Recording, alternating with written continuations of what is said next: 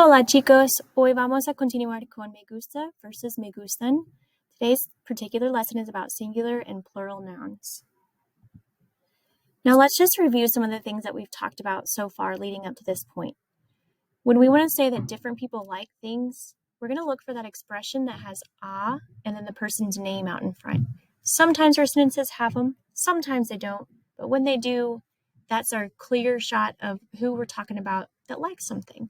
So we're going to use me, te, le, nos, os, and les. Yesterday, we talked about the verb gustar. It doesn't literally translate to mean to like.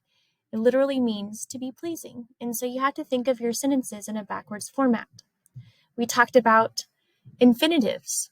And infinitives are the most basic form of the verb.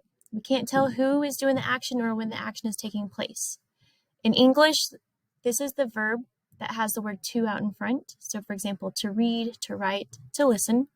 In Spanish, this is the verb that has the AR, ER, and IR at the end. So for example, leer, escribir, escuchar. Those are all examples of different types of infinitives. You have lots of them on your vocabulary list.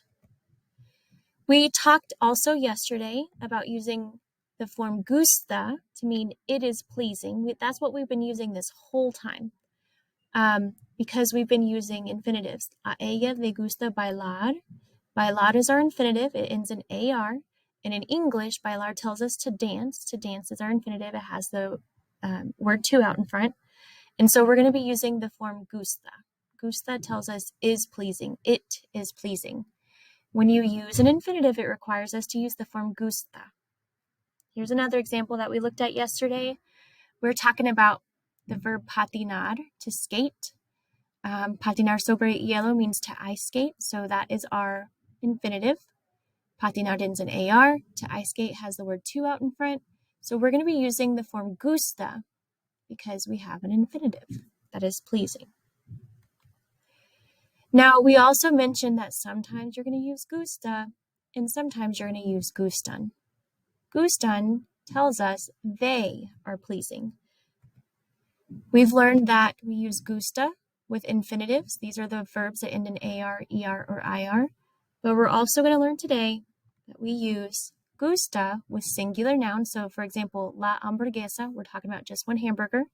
El fútbol, we're talking about the sport, just one sport there, soccer. We're going to use gustan with plural nouns, such as, for example, los videojuegos. We're talking about multiple video games. Las papas fritas. We're talking about multiple French fries.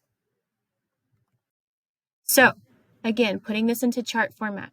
When to use gusta? You're going to use gusta when you have infinitives, when you have singular nouns. You're going to use gustan when you have plural nouns. So what does this look like? You're going to have some questions on your practice activity. So for example, if you see the sentence, I like ice cream, you need to now put that into backwards form. You want to say, ice cream is pleasing to me. And from that, you can see that the word ice cream is a singular noun. And so that means that you're going to be using the form it is pleasing. And so that means you're going to be using the form gusta.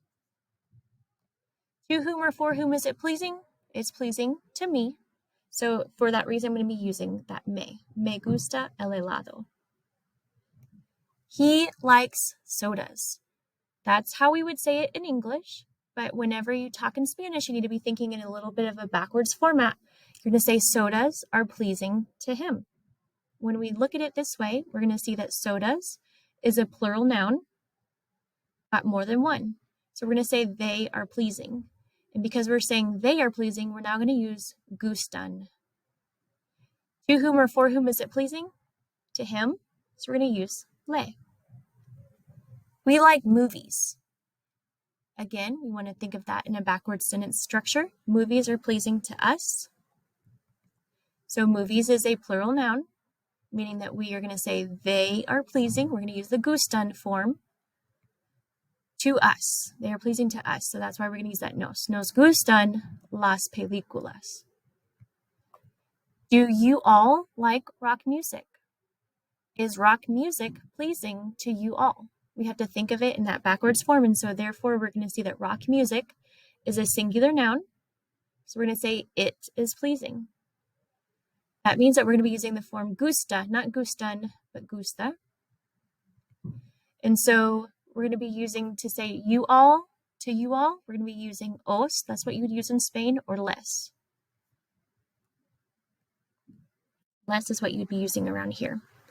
All right, last example. Do you like to draw? To draw is pleasing to you. To draw is an infinitive. That's what we talked about yesterday. An infinitive means that it's a verb that ends in AR, ER, or IR. So we're still going to say it is pleasing. We're going to use the gusta form. And then to whom or for whom is it pleasing? It's pleasing to you. So we're going to use te. Te gusta dibujar? So with that said, we've learned that when we use infinitives, such as me gusta nadar, we're going to use the gusta form. It is pleasing. When we use singular nouns, such as la pizza, me gusta la pizza, you're going to use the gusta form to say it is pleasing.